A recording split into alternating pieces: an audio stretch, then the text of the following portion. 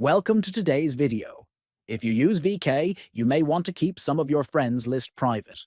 In this tutorial, I will show you how to control exactly who can see your hidden friends. First, open the VK app on your phone.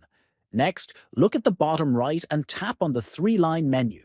Then, at the top right corner, tap on the three dots to open More Options. From the menu that appears, tap on Settings. Now, tap on Privacy to access your account's privacy controls. After that, scroll further down until you find the option called Who Can View Hidden Friends. Tap on it. Finally, choose the option that best fits your needs.